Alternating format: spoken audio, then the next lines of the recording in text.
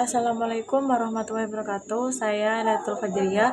Di sini saya akan menjelaskan tentang pengertian al-hukuk al-malkiyah. Di sini al-hukuk al-malkiyah terdapat 3 poin penting, yaitu yang pertama, hak kepemilikan dengan ketentuan syariah. Yang kedua, semua kepemilikan sejatinya adalah milik Allah, di mana manusia hanya mengelolanya.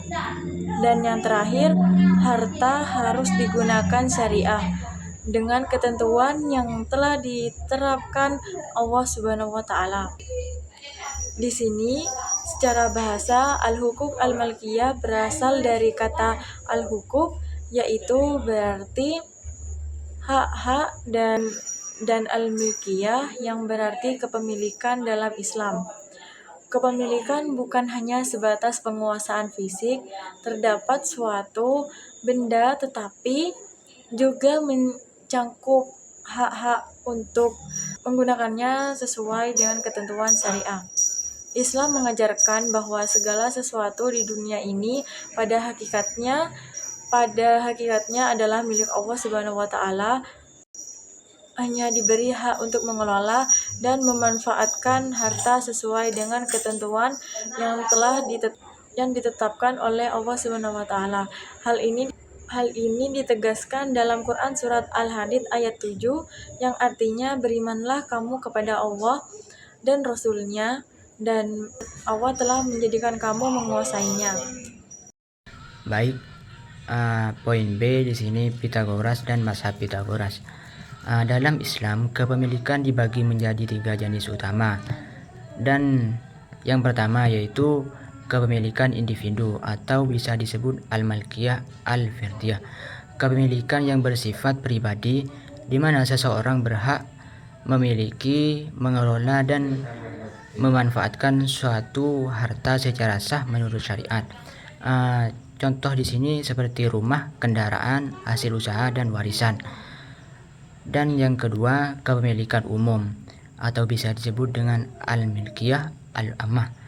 Kepemilikan yang tidak bisa dikuasai oleh individu karena manfaatnya harus dinikmati oleh seluruh masyarakat. Contohnya yaitu sumber daya alam seperti air, udara, dan jalan umum.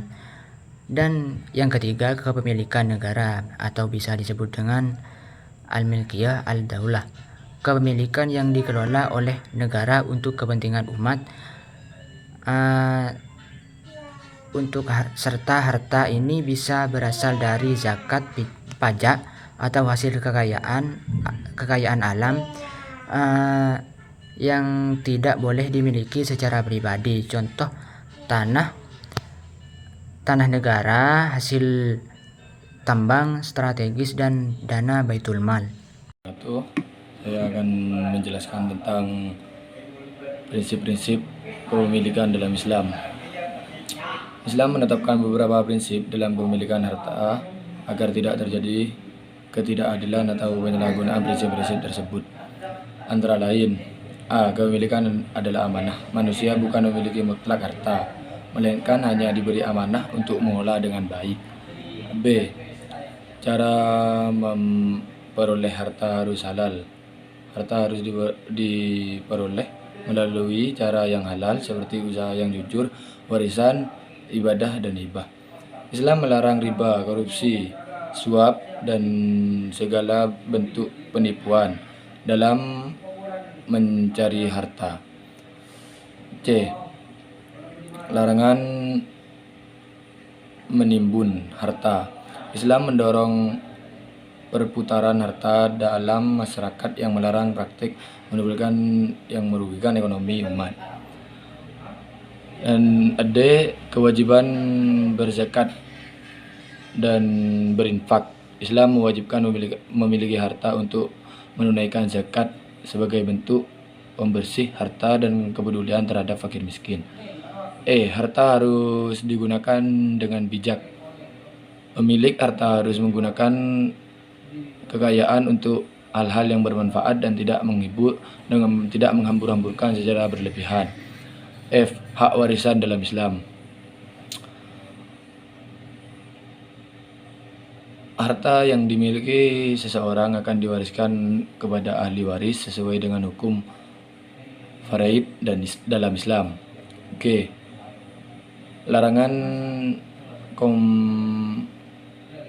eksploitasi dan kezaliman dalam kepemilikan. Islam melarang pemilik harta untuk menyalahgunakan kepemilikan mereka dengan menindas orang lain atau memonopoli kebutuhan pokok masyarakat. Sekian.